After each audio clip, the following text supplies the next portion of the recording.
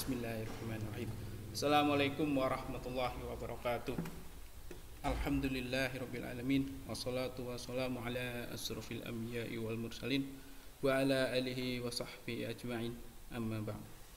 Selamat pagi atau siang anak-anak sekalian.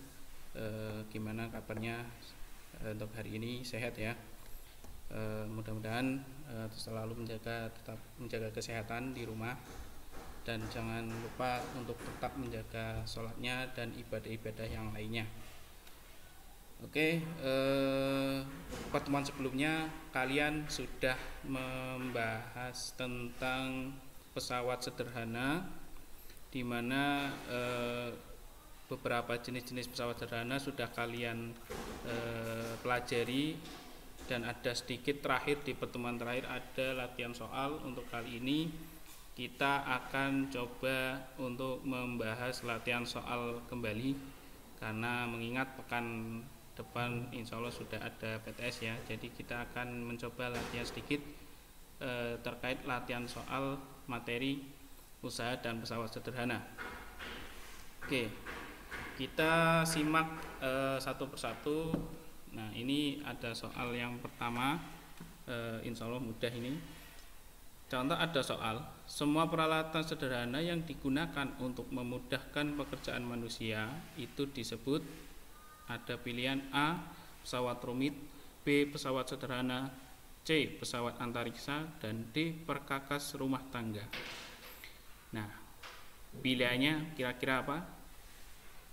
Oke, sudah sangat jelas ya. Pilihannya adalah sesuai dengan babnya, yaitu pesawat sederhana. Jadi segala peralatan yang memang itu memudahkan pekerjaan manusia itu disebut pesawat sederhana. Lanjut, ada soal seperti ini.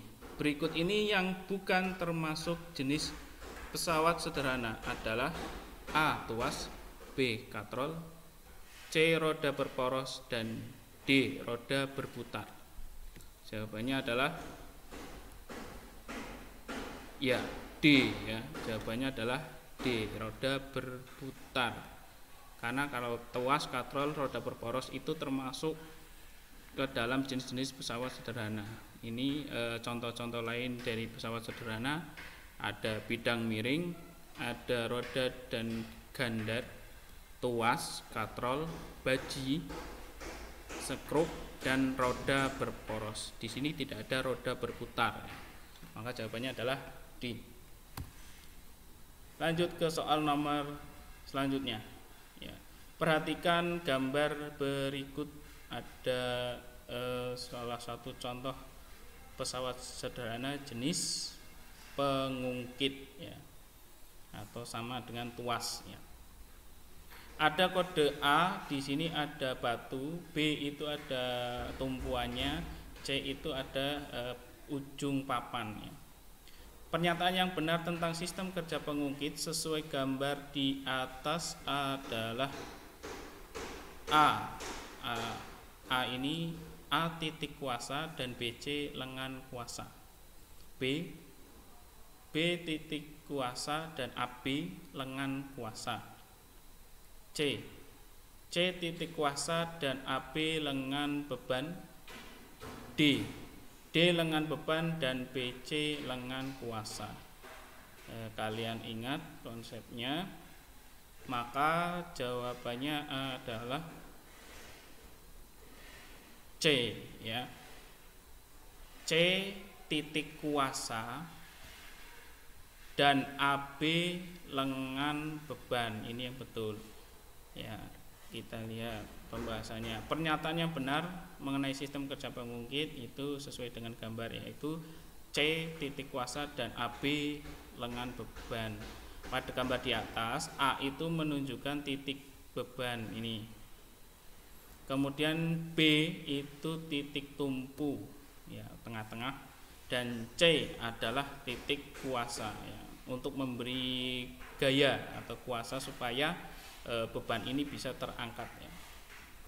Sedangkan AB dari A ke B itu adalah lengan beban, sedangkan dari B ke C adalah lengan kuasa. Ya, seperti itu. Lanjut ke soal berikutnya. Nah, ada soal lagi berikut ini yang merupakan contoh tuas golongan ketiga adalah A. gunting, B. tang, C. gerobak, dan D. penjepit roti. Ya. Jawabannya adalah penjepit roti. Kenapa bisa demikian? Kita ingat kembali tentang jenis tuas ya.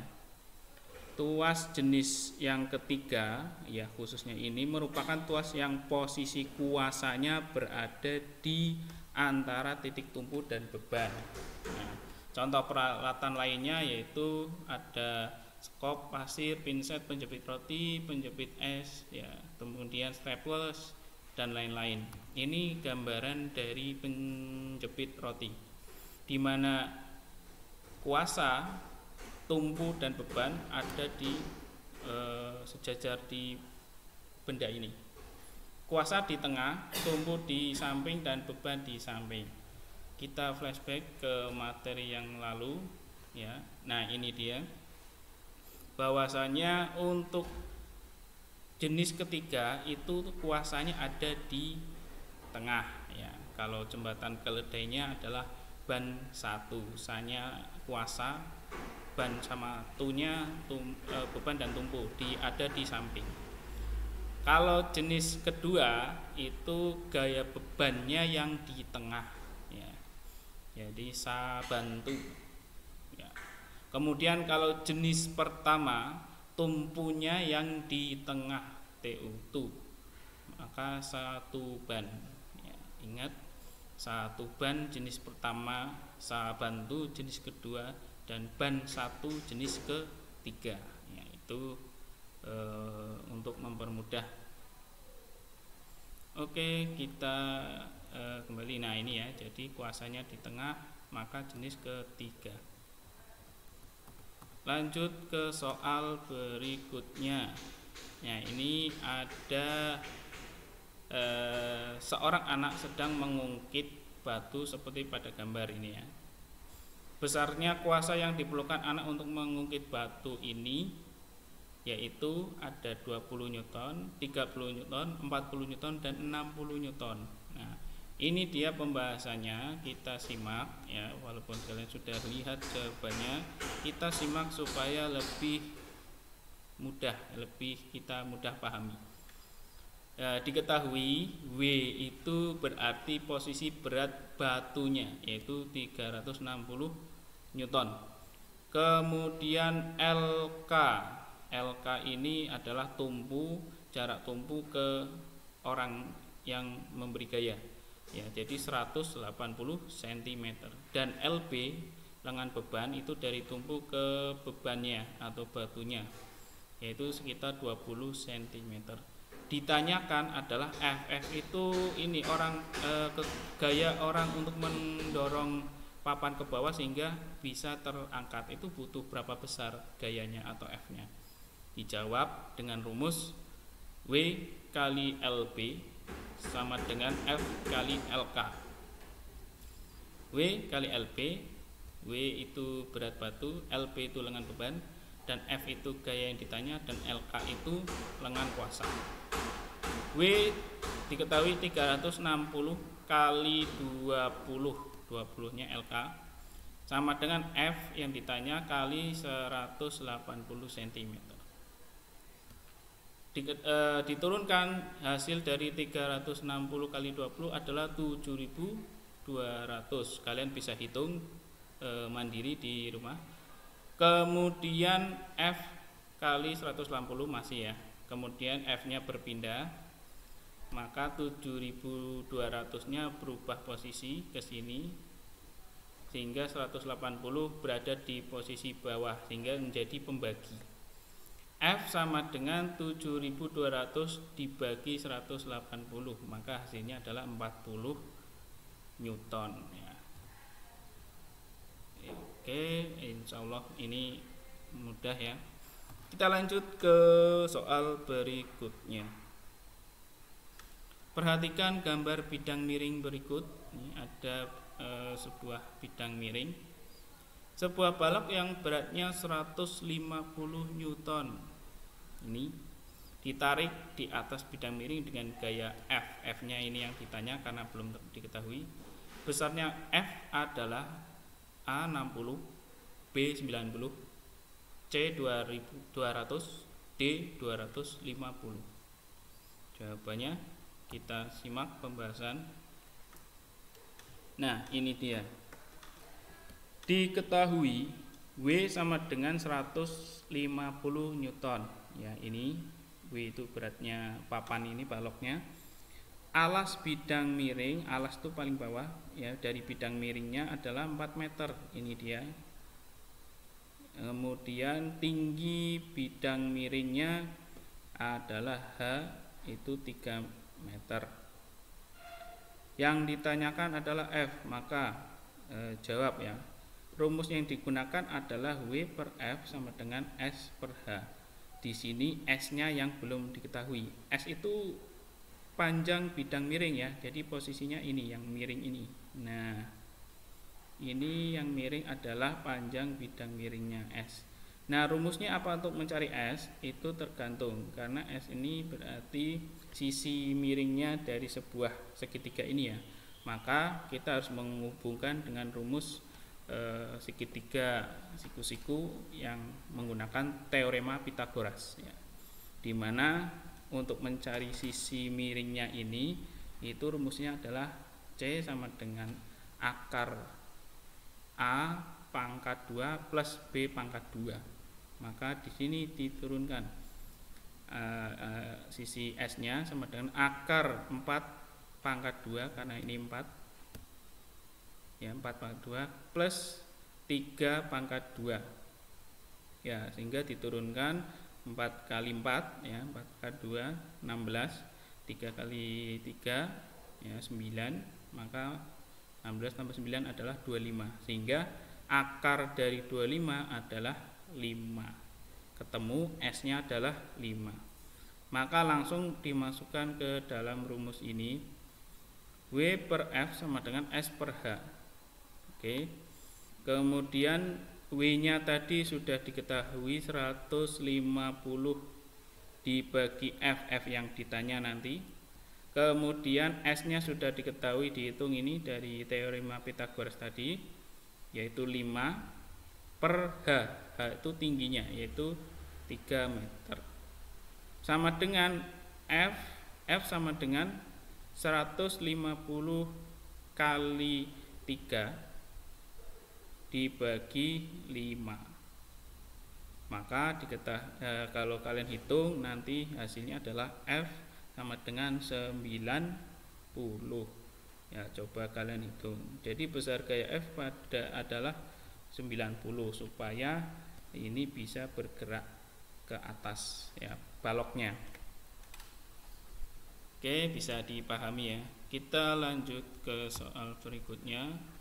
Sebuah drum dengan beban 100 Newton akan dinaikkan ke dalam bak truk dengan gaya 50 Newton menggunakan bidang miring. Besarnya keuntungan mekanik yang didapatkan adalah Km ya. Ini Km terkait dengan bidang miring. Nah, kita rumusnya adalah diketahui W-nya adalah 100 Newton. Kemudian F-nya adalah 50 Newton. Maka rumusnya adalah sangat sederhana. Keuntungan mekanik sama dengan W per F, di mana W itu beban, F itu gaya. Maka Km sama dengan 100 dibagi 50 sama dengan 2. Maka hasilnya jawabannya adalah B, 2. Oke, kita lanjut ke soal berikutnya. Ada sebuah gambar di mana ini seperti tuas juga pengungkit. Ada beban sekitar 1.500 Newton. Ada LB-nya 0,5 meter. Ada LK-nya 1,5 meter. Nah, besar gaya untuk mengangkat beban tersebut adalah A 500, B 750, C 1500, dan D 2250 Newton. Kita simak penjelasannya.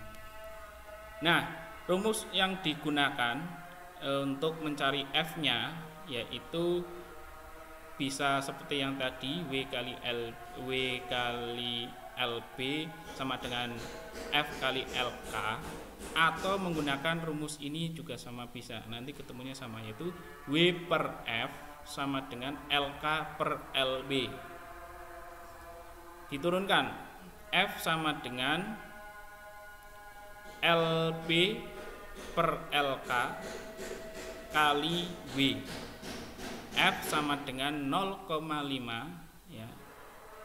Dalam kurung 0,5 itu dari LB nya. Ini 0,5 per 1,5 atau LK, ini LK.